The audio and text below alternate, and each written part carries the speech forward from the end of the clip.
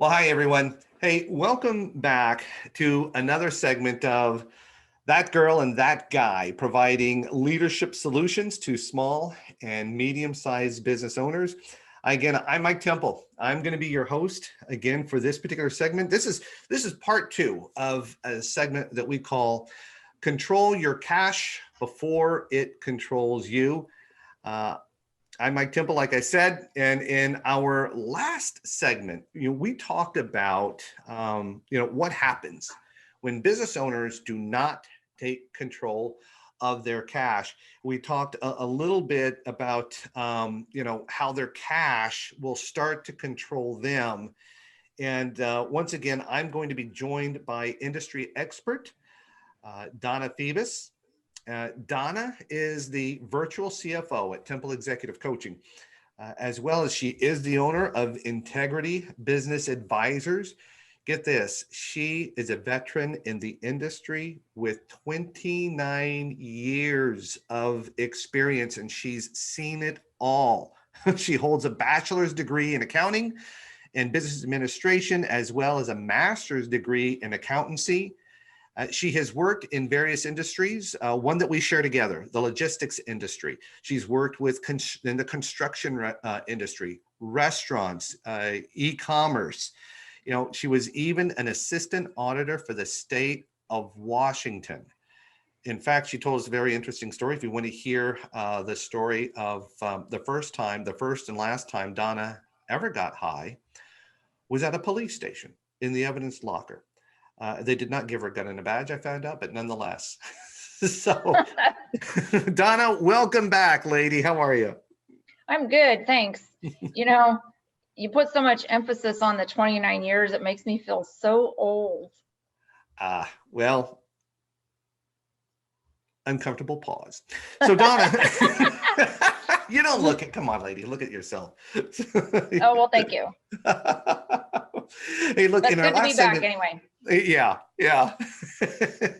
But we probably, for those, who didn't get a chance to join us in our last segment, we talked about, not only the financial impact of not knowing where your cash, is going when it comes in. We talked about the impact of not knowing, when it comes in, where it should go, or, where it even is at this moment. We talked about probably a little bit more critical element about the emotional impact that it has on business owners. When your cash starts to control you and it's out of control, this can at times lead, to indecision. Let's be honest. I've worked with a lot of business owners. It leads to anxiety. It can lead to depression. It can lead to, and all these things bring about a lack of, clarity when it comes to making some decisions. And possibly the worst thing, and there could be worse, but I don't want to go that deep. But the worst thing of losing the bankruptcy, losing the business, or going into bankruptcy. So when it comes to taking control of your cash, Donna did an excellent job of breaking down and how to run a really quick cash analysis on your business. Hopefully for the cash flow analysis, our hope is that, that bottom line does equal a positive number. All right. Because like we said, if it's $1, you're ahead of the game, you're winning. If you didn't get a chance to see that segment, I'll put a link below and you go back and watch it. But if it's not a positive number, whatever that number is, you're behind, like some of us are. And if you want to know how to get out of that, we want to thank you for being with us today, because Donna's going to take us through a couple of steps on some things to do if that happens to be our case. So, Donna, if the cash flow is negative, what in the world are we going to do? So that's a really good question. I'm glad we're here talking about that today. So the first thing that we need to do is we need to establish what your business's break-even point is. So whatever that negative number that you're currently showing on your net profit line, or in this case, you know, we're going to be talking about net loss. Mhm. That's the number that we immediately want to target, because to find that break-even point, we need to find out what causes us to get to that zero. Mhm. Does that make sense? So Yeah. that's our break-even point. That's where we have made enough sales to cover all of our costs. Okay. So if you're at a negative, we need to understand why. Mhm. So let me use an example. It's a very simple example. Let's say that we had 100,000 in revenues. Mhm. Okay, but it cost us 120,000 to run our business. Ouch. There's a deficit there of $20,000. So Mhm. you're in the red. That's Right. what red means, right? Okay. So we need to find out why. There's a reason. There's something that's going on that is causing that. If we're going in and we're looking at the break even, anything above zero is profit. Anything below is a deficit. So we want to identify what that is so that we know what to do to go forward. Okay. Yeah. So your negative cash flow can be due to many things. Okay. Not necessarily revenue issue. It might not have anything to do with your sales whatsoever. Impossible. Yeah. Impossible, Donna. Sales cures everything. Yeah. Everything. No? No. We're going to talk about exactly what I'm talking about here, and showing you how a net loss, or you know, that point at the bottom has nothing to do with your sales. Your sales might be fabulous, right? Right. But it's something in the background that's happening that's causing the problem. Okay. So let's talk about 4 things that I commonly see when I'm working with my clients. Okay. Okay. So the first thing I want to talk about, and it doesn't matter if it's in business, if it's in personal, we've heard it before, communication. You have to have good communication, especially the larger your company is. There's more people involved, there's more moving parts and pieces. So you have to communicate. And as an example, when I'm talking about communication with individuals, okay, so I had a client once that, you know, I worked with not too long ago, and one of the things that we worked on was communication. And there was a breakdown, was what we found. And in this particular business, they did some international shipping. And in the international shipping, you've got to figure out the export. So you've got to work with outside people and put your whole process together for, you know, identifying where the pickup's going to be, how much weight, what's on the shipment, you know, costs, all of that. And so this gal would take care of this piece, and that's where it would stop. She'd arrange for the shipping with, you know, the people out in the warehouse, and she would completely bypass sharing with customer service, who put together the billing. So the freight, we were paying all this freight, and it wasn't being collected from the customer. So you know, you're talking $3,000 to $5,000 a shipment, because you're going overseas. This is, you know, we're talking big money, right? So all of that is this isn't Amazon stuff of $24 for shipping. We're talking hundreds of pounds, you know, on pallets of, you know, expensive equipment. So anyway, they weren't capturing the freight. So what's happening? It's falling off the bottom, and it's eroding that bottom line. So communication is a really big thing. Okay. One of the other items, so number 2, is a breakdown in processes. So in this case, we'll talk about billing, a breakdown in the billing process. And by that, what I mean is you do not use a consistent structured process for processing, you know, from say sales to accounting. And so you want to use a standardized process. because it helps you to capture mistakes. Okay. So one of the things that you want is you want to have, say, a flow chart, and then, you know, details on how this process is going to work. So for instance, sales makes the sale. Mm-hmm. They provide you with ABC document Mm-hmm. to accounting. Accounting takes it from there, and they have their own checkoff sheet basically to identify their steps in the process, and say that freight is included in there. Did we charge for freight? Was there freight? You know, are we paying for it? If so, how much was it? You know, just filling in those blanks and building it into your process. Okay. Okay. Does that make sense? Yeah. Yeah. Okay. So yeah, so just having processes in place that are standardized and consistent. Okay. One of the other things is your cost of materials. So if your costs are wrong, the billing's going to be wrong because you're not charging appropriately. Okay. Now, cost of material. Do you have an example? What, you know, something along those lines where there was a cost of material problem? Yeah, I do. Let me just start with sharing with you. A lot of people might be saying, well, what's a cost of materials?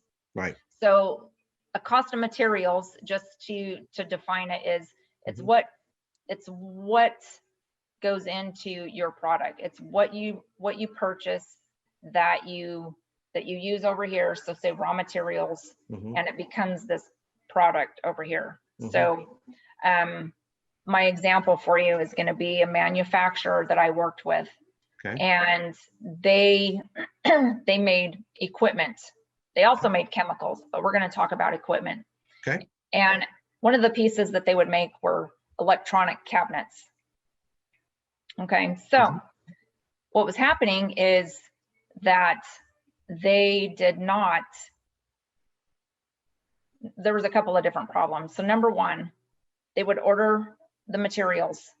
Okay. They would have the materials shipped into their department, and they would build these cabinets, right? Right. Well, issue number one, they didn't tell anybody they were making the cabinets. Okay. Okay. All right. In case you Issue don't know, number two, they didn't tell anybody they were shipping the cabinets. So that, you know, that kind of rolls up into your processes and your communication, because lacking those two items, what was happening was we were going out and buying materials, but we weren't passing that cost on to the customer. So there was no recapture of the actual cost to build the equipment. There was no markup, and there was no shipping captured. So all of that was just flying out the window. In fact, and from your first example, nobody knows we're even selling or making these things. It's already costing us $3,500 to ship it. Now, right. And these people are super intelligent. They've got an awesome business model. Right. Okay. But they were losing money out the bottom like you wouldn't believe, because there was no process and no communication. Okay. All right. Right. So let me break down cost of materials super simple, because please, I don't want anybody to be lost. Okay. Please. Okay. So, and this is how it was explained to me once upon a time. Okay. Okay. So let's think of cost of materials like a recipe, and we're going to make a recipe, and what we're going to build is chocolate chip cookies, right? God's gift to man. Yes. Love chocolate chip cookies. I just like mine with oatmeal. But so another show. Yeah, another show. All right, maybe on, you know, food, whatever. So in your recipe for chocolate chip cookies, we've got butter, sugar, flour, chocolate chips, eggs. All of those things make up that recipe to create that cookie. Right. So it's the same thing with your cost of materials. So it's anything that's going to go into making that cabinet. Steel, you know, welding supply, whatever it happens to be, you know, the electronics that go inside of it. Those are all your cost of materials. Okay. Right. So that's just kind of a simplified example of what a cost of materials is. Okay. Yeah. Everything that it took to build, to bake that chocolate chip cookie from the, like you just said, from all those ingredients, the cost of each of those ingredients needs to be calculated into each chocolate chip cookie that you're about to sell, so that you can recapture Right. your costs. Okay. Right. Got it. And if you're, all right. yeah, if your costs are wrong, your pricing is not right. You know, it's incorrect. Yeah. Which means your billing is wrong, which means your revenue is wrong. You see how it compounds? Okay. Yeah. And pretty much everything that you just, and I know it's kind of joking at the beginning, Donna, but this does sound like increasing the number of sales is really not going to solve this problem. No. The example that you gave, you know, if you know, if our revenue for this month was 100 grand, but our costs was 120,000, we could double revenue next month, but we would still double this problem the following month. So increasing sales is not really going to slay this particular dragon here. You know, everything you just you brought up, you know, the communication, you know, from department to department. Do you even have a billing process? If something goes wrong, we go back and we look at the process. Do you even know, you know, like the cabinet, do you even know the cost of your materials, what it costs you to produce your product before we even start the sales, before we even start shipping? You know, do you know you know, if you're in the service business, what's the cost per employee that you have? Okay, so go back, take a look at communicating. Are we communicating? Do we have a communication gap? Take a look at your billing process. Geez, do you even have a process in place, and understand, you know, all the costs that it takes to build your product, to make your material? All of those things need to look at, so that you can incorporate that into the price of your product. So it might be a matter of a pricing problem, not so much we need more sales. All right. So if we take a look at that, Donna, and we're able to kind of drill down and say, you know, maybe we found it, maybe we didn't, but more than likely, if that didn't help, what else? What else can business owners do that they should be looking at that really has nothing to do with increasing sales? Yeah, so one of the things that you can do is, and it's a big one, and that is we can decrease costs. Okay. And in order to do that, we need to pull a copy of your P&L. Okay, a copy of a P&L. Another acronym. What the heck is that? Is that P&L statement? You know, I'm poor and losing statement. If we're talking about negative, that's very possible. Yeah. But it actually stands for profit and loss. So it's your profit and loss statement, also known as an income statement. So we need to pull this report, and what we do is we go through each of, in your operating costs, we're going to go through each of those lines and identify what can be cut. What are items that you can live without and keep your business running? Okay. Well, let me ask you, if we're going to pull the P&L, we're going to start making cuts to decrease costs, why don't we just do that right off the bat? Yeah, so I identify the other things first, because your operating costs might not be the issue. They might be a small part of the problem, because we all like to often spend when we think we have money. But decreasing costs do not solve deeper issues that are going on. Those, you know, the communication, the no processes, costing issues. Decreasing your costs are not going to, they're not going to affect that. So basically it would be a Band-Aid.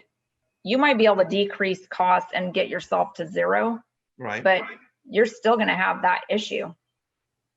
Okay. All right. If You're we still don't, going to have you're still going to have the communication issue. You're still going to have broken processes. right? You're still going to have, incorrect pricing, and you're still going to have money falling out the bottom. That brings up a good point, Donna. If you don't know the cost of your materials, if that's not even showing up on your P&L loss, profit loss statement, if you don't even know that, you may not be cutting the necessary things, kind of like these ghost costs. Never knew that was there. So we never knew if we had to cut it or not. And even if we do cut, certain items, Donna, kind of what you're telling me, that communication, if we don't communicate that we've cut that particular item, people are going to be, wondering where everything is at. So that's not going to fix the communication problem. So this thing is a big blunder. So I can see why first you approached it, the communication, billing process, and the billing process. And what was Cost of materials? The cost of material. Right. Okay. All right. So we pull our P&L, profit and loss statement. And if we need to start decreasing costs, what are some things, right off the bat that maybe the business owner could look at decreasing? Sure. So the first thing I would do is I would take a look at all the suppliers and vendors and see if you can work with some of them to get a price reduction.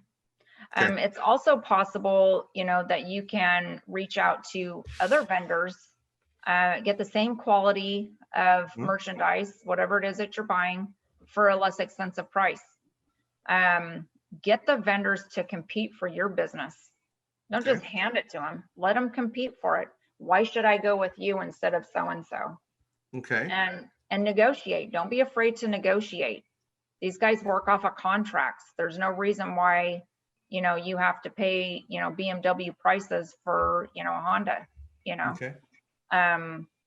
Something else that you should make sure that you're doing is separating your business expenses from your personal expenses. Ouch. Yeah, I've worked with several clients that, they draw a salary and then they're paying for groceries or, homeowners association fees or whatever the case, they're running it through the business. Well, it comes out of your cash. It erodes your operating cash. And so you're taking it as distributions, which is a whole nother subject, but keep your personal expenses separate from your business. Okay. Something else that I see a lot, and it comes from a good heart of a business owner, but they want to provide nice amenities, right? They want to provide free soda, maybe, a coffee bar, free cable TV for the staff in the lunchroom, they want to supply meals if they have a lunch meeting. Right. Those are all things that you can kind of back off from, and they might be small amounts, but added up over several months, it can be quite a bit of money. So maybe back those off, right? Okay. Charitable contributions. We as business owners love to help people in need. Right. Back it off a little bit. You're the one in need right now. You're in the hole. Stop giving it away. Invest in your contribution. You're the charitable contribution right now. Exactly. So, cut back on that a bit. Eliminate unnecessary payments, like for magazines or newspapers, programs that you might be involved in right now. You can always pick them up later, but in the meantime, push them aside and keep that money with you, right? Okay. If you have retainer fees to professionals like an attorney, if you're not readily using that attorney all the time, take them off a retainer. Again, it doesn't have to be permanent, but it is a way to save. money every month or every year, whatever that setup looks like.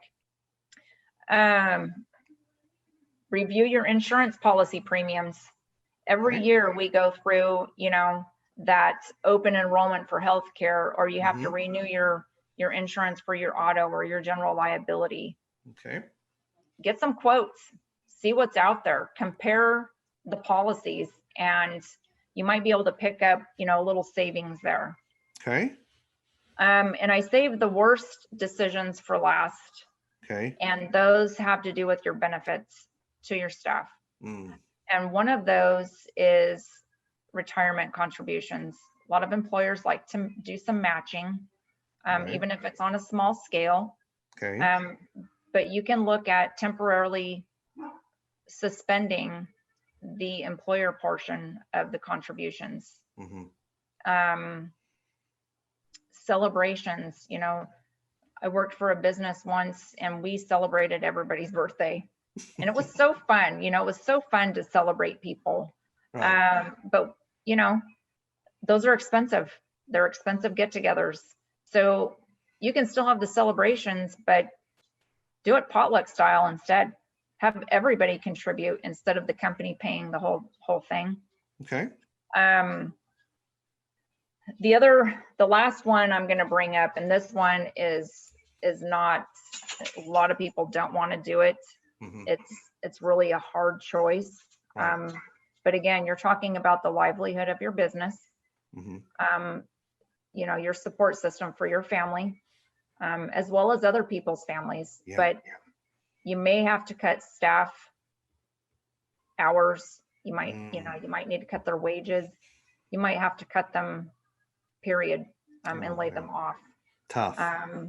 It's a very tough decision. I always save that one for last because you want to cut everything you can before you cut a person, or that you affect your employees. They're very hard to come by, Right. especially the good ones. So you want to make sure that you're taking care of them the best that is within your control, right? So, Right. With that said, I will mention, because I have seen this, if you end up having to cut staff or reduce hours or wages to them, Right. consider doing it for yourself too.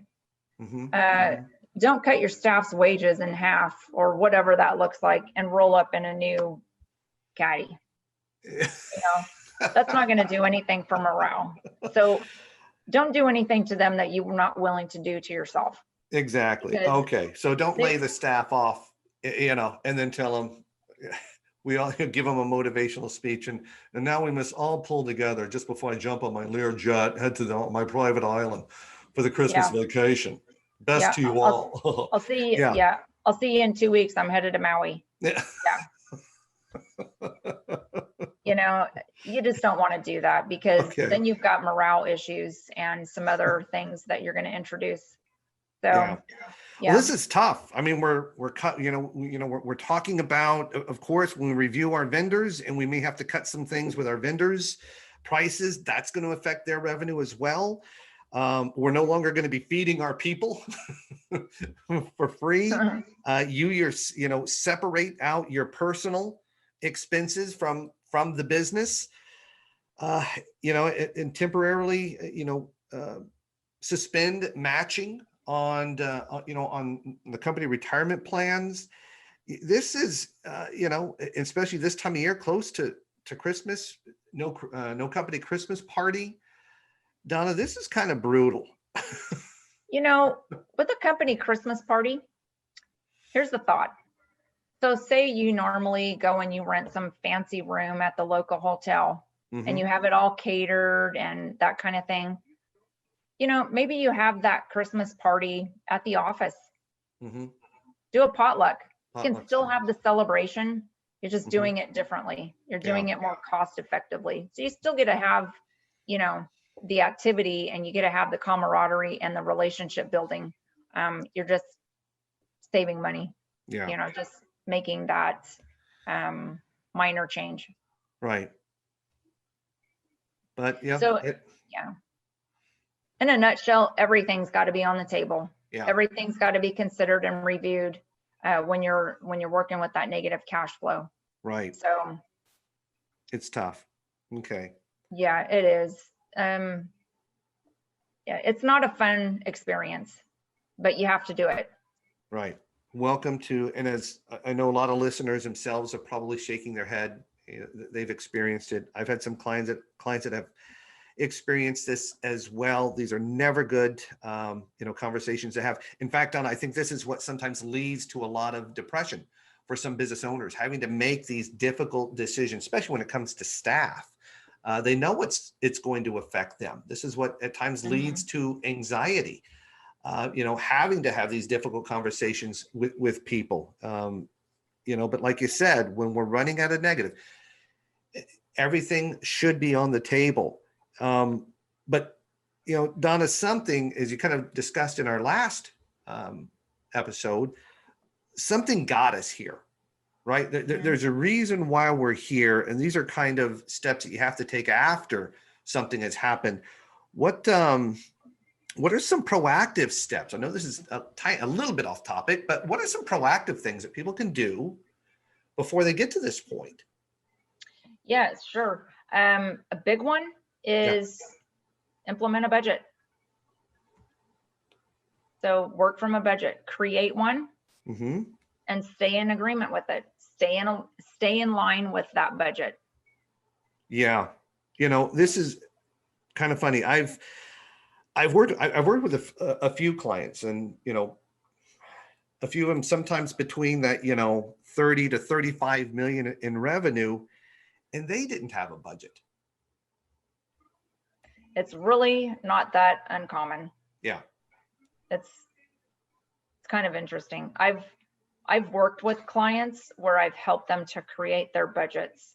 Right. It's like one of the first things that I'll do with them if they're in a bad spot with their money. Having that budget allows the organization to be more proactive. They can make better business decisions, more, I can't think of the word at the moment, but it just helps them make better choices that are better for their business.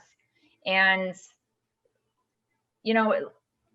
a budget is just a working template, right? It never comes out to the T. So, but you can use it as the year progresses, and you break it down and you look at it every month, and you can see, okay, well, we budgeted, $80,000 this month, and we only came in at 54. Wow. What's going on? Go back and look at those things that we talked about earlier. Right. Identify, the things that you might be able to cut, identify why those things happen, so and you can make decisions to go forward. That budget helps you identify those problems before they end up being a disaster. Right. Okay. So yeah, adjust up or down, tighten it up if you need to as you go along, just to close up some of those gaps. Okay. All right. One of the other things that you can do is to control that spending is implement a tighter approval process. So all these employees, let's say you have 30 staff and everybody needs something, and I'll use office supplies as an example. You have a whole cabinet full of office supplies, but somebody comes over here and wants to order 10 of those ruled pieces of paper, like these, and you're like, we don't need those. You just spent 20 bucks. Might be 20 bucks, but what do we really need that stuff? So, get an approval process in place that will catch that kind of thing and say, well, we have some of those in the cabinets. Oh, I didn't know that, So with bigger companies, you have department heads, right? So say a manufacturer, you've got a production manager, you've got a supply chain manager, you've got, a maintenance manager. So all of these individuals can help you to control those costs by, having that tighter process in place for approving for purchases. Okay. So yeah, and it'll help you manage that budget, Yeah. that budget more effectively, Hmm. and just help you to keep working as lean as you can. Get them in, yeah, get them involved in the accountability. Give them the number that they need to stay in line with, for, not only for the year, quarterly, annually, at times weekly. Might even force the issue. The example you gave, Donna, of the office supply. If you are manufacturing, do you have you have you done an audit of your material? Do you know what you have now? I like the example you gave earlier. If we budgeted, a particular item, or, for 30,000 and it's coming in at 50,000, what in the world is going on here? It kind of helps dive deep, because it kind of reminds me, I was working with a client, in Cleveland, and they're in the logistics industry. And it was a great group of guys. They really, really did care about the employees. They cared about the quality of service that they were delivering, and it was family owned. So they took a lot of that to heart. Well, we were doing a strategy session, and the CFO of the organization, he wanted to have a comprehensive budget as to where expenses were and what the expectation of what they were going to pay for expenses. Well, this is, again, company was kind of they were cash flow positive, so they thought. The CEO didn't see the value in it, didn't really want to mess with it. Why bother with a budget? Why putting in, implementing all of these controls, this transparency? He wanted nothing to do with it. Well, this organization, that when I was working with them, went from 30 million in revenue to 35 million in revenue over a year. But what really kind of caught them all off guard is, even though sales had increased, they were still in the negative. They were still behind, and they could not figure out what in the world what had happened. It had finally caught up to them, like you're talking. It finally caught up to them. They were still negative. I allowed them to kind of move forward. I didn't arm wrestle with them over the budget. Let it play out. Sometimes experience is our best teacher. So when I started asking questions, that I've learned working with you, where did the money go? Where'd the revenue go? Where were the expenses? Was there a spike in expenses? All types of analysis. They just didn't have, an answer to it. I mean, this is really a perfect example. This organization, really a perfect example. Some of the things that you've talked about, where increasing sales did not fix the problem. The problem, really, it like you mentioned, it lied in communication. Were they communicating between all departments, of expenses, of revenue, collecting, on some of the revenue? Did they have this opened up? They did not have a billing process. Everybody kind of had their own thing, their own way of doing it. Some of them brought their own process of, working with other organizations before they came. So they kind of did what they were doing and hoping that, all this billing would somehow work its way out. Of course, you can't blame accounting. They're only charging and recouping for what's being reported to them. So it's not uncommon, really. And we've done some study on this ourselves, Donna. It's not uncommon to have even larger size organizations not have a budget in place and not have transparency and, some accountability to this. So it makes a whole heck of a lot of sense, but everything that you've mentioned could have played a part in this organization's problem. Yeah. It's really unfortunate, and you're right. Sometimes we have to learn the hard way. And they're really good lessons that we never forget. We want to operate as lean as possible, especially in these types of situations. And it helps you to work your way out of the red. It helps you break even. It helps you to increase your profitability. Ask yourself, and your staff, can we find an alternative? Do we absolutely need this in order for you to complete your work? know, can we operate without this for just a little while? Can we put it off, you know, another couple of months or whatever that looks like? At this point, every penny counts. Yeah. And the more that you save and that you don't spend, the more that's going to go direct to your bottom line and help you increase that number and, you know, lower that deficit. Right. Yeah. So, you know, just to kind of wrap up, to summarize here, if you're in the red, okay, work towards your negative number to bring yourself to a break-even point. Like, you know, if we're negative cash flow, we're negative, you know, negative, you know, 20,000 at the end of the month, at the end of the year. As Donna said, that negative 20 is your target to bring to a break-even positive of 0. You start breaking even is sometimes the victory. Okay. Common things that you've got to consider. You're communicating. Are you communicating all costs? Are you communicating, everything that you're billing for? Do you have communication from department to department? Because sometimes there's that ripple effect. What you do in one department does affect everyone else, especially with, with costs. Do you know your costs? Do you actually know the costs of your material? Do you even know if you've got a sufficient amount of material on hand? You may have enough material on hand, but do you know the costs of your material? And then you can't, the third step, decrease your costs. You can't decrease your costs if you don't know what your real costs are. And last, you've got to understand the value of building a budget and staying within the budget. And look, whether your organization is $100,000 in revenue on a monthly basis, or you had $100,000 in revenue on an annual basis, sometimes the habits you establish when you're small, you carry with you.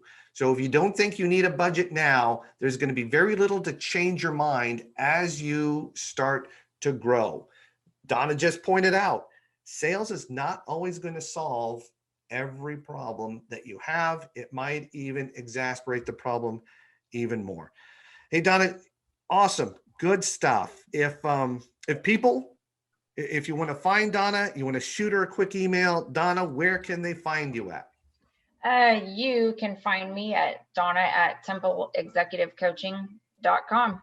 One of my favorite email addresses. Yeah. Well, hey, hey guys, hey, thanks so much for listening. I hope you enjoyed this segment. We'd love to hear your comments, your feedback. Until then, Donna, again, thank you so much. And we look forward. My pleasure. It's always great to have you. Always learn something, Donna, when you're around. Thanks so much, guys. We'll talk to you later. Look forward to seeing you in our next episode.